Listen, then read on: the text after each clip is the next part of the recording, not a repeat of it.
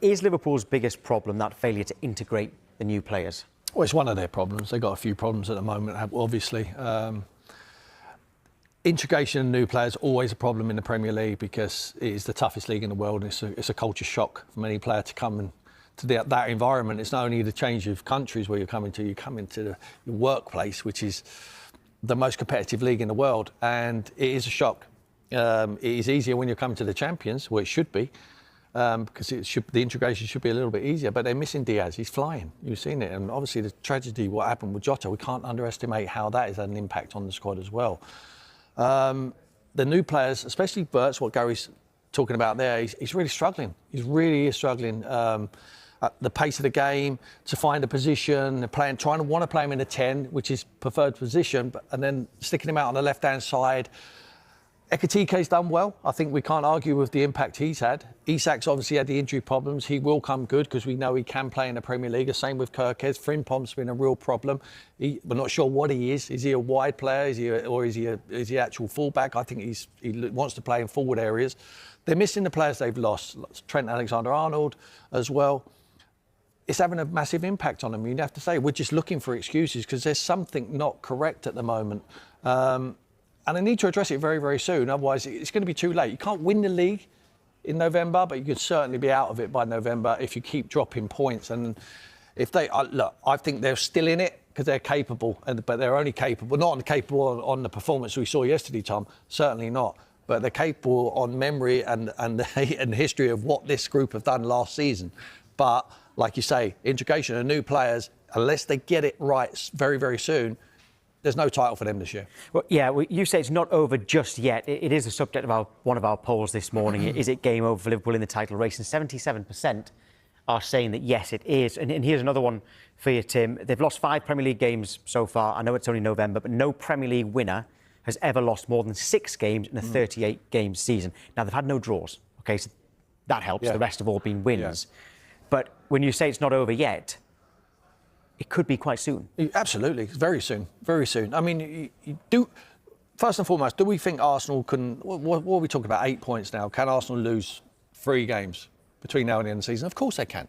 Of course they can. Can Liverpool go unbeaten between now and the end of the season? No. So they're going to have to lose more games.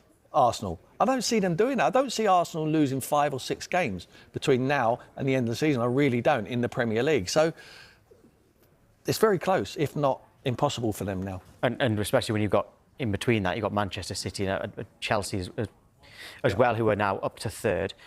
Liverpool's, you said that integrating new players was one of their problems. At the start of the season, we talked about they might lack a bit of depth in defence. Yeah. Is defence their biggest problem, or is attack just as much of a problem? Well, a bit of both, really. I don't think Van Dijk, for me, is a top-draw player, leader of the club. He hasn't been great this season. He really hasn't. And Konate's even worse. He's been very poor. Fullbacks they've missed. They've got new fullbacks. They haven't settled either. Gravenberch has been missing in the 6th position. He's back now. We thought he was back. We thought they were back to not their best, but it was certainly an improvement. We played against Aston Villa and they beat Real Madrid. Gives anyone a lift, to be able to do that. But they got put to the sword yesterday. That was a statement win from Man City to say, just a reminder, guys, we are still here. And they look very, very good. And they're doing it without Rodri. It's incredible, the performance what they had.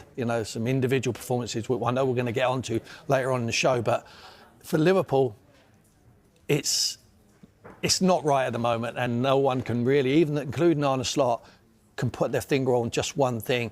It's an accumulation of things, unfortunately, for them. And it's probably going to be a bridge too far for them to win the Premier League this season. But not impossible. I will never say impossible for a team who won it with a month to spare last year.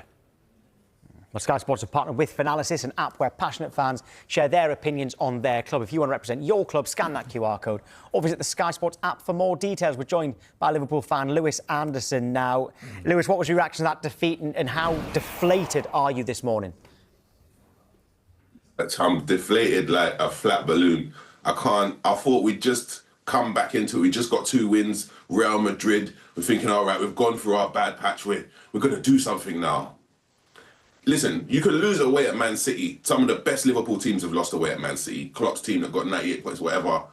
It can happen. But to lose like that, we were so toothless. Yeah. it's like we forgot to put in our dentures. We couldn't do anything. We tried to be defensive in the first half. So if you're going to be defensive, either be a low block or press high. We kind of didn't do either one of those things, and we were just kind of passive. Yeah. And also another thing what I'll say is, last season Slot got a lot of credit for coming up, changing things for the second half and doing really well in the second half, yeah? Which is cool, but why do we keep playing so bad in the first half? How much you said you were toothless there. How much does that surprise you? Because when you looked at your squad at the start of the season, that was certainly not an area you're expecting to be a problem. No, you know what? At the start of the season, obviously, we don't really usually spend money like that. So I was happy, like, okay, we're showing a bit of intent. But when we missed out on that Guehi deal, we spent so much money in other positions, but centre-back was a big hole for us. A big, big hole. So I know Guehi had a season left and they wanted to save a bit of money. But if you're spending 120 mil on Isaac, 150 mil on Wirtz, and then you're trying to save 4 mil on Guehi, it's like, we needed the strikers, but we definitely needed a centre-back. And even, sorry to say one more thing. So remember, a couple of seasons ago, we tried to sign Saicedo, defensive mid, yeah? Because we had Fabinho, his legs fell off. We didn't have a defensive mid, so we signed Endo as a stopgap. But we still haven't replaced Fabinho till now. So, like, it's just, yes, we spent a lot of money, but we didn't cover all the bases that needed covering. I don't think we ever expected Konate to be as bad as he's actually been. Even yesterday, Pep's thought about this and he's thinking, you know what, don't let Virgil come out with the ball. Our pressing victim has to be Konate. They were letting him have the ball, and as soon as he had the ball, they just smelt blood and they went and got it. And you couldn't get out. You know, you talk about, you know, toothless going forward. You couldn't get a ball through the lines to get forward because they were starting with that man. Give him the ball and they just preyed on him. And unfortunately, he couldn't stand up. He couldn't. And it's sad. I don't understand how you could spend all your life training and playing football and not be able to pass the ball from defence into midfield. Like, we've lost Trent, yeah? Everybody was banging on about, oh, Trent can't defend, Trent, but Trent could get the ball in defence and play it into midfield or play it even into attack. Konate needs dropping like a hot stone from a very great height. If he wants to go Real Madrid, if his head's in Real Madrid, then let his body follow, because what he's doing at the moment. But why is Joe Gomez getting the game? Is Joe Gomez fit? Why is he not even given the game? Yeah, come on.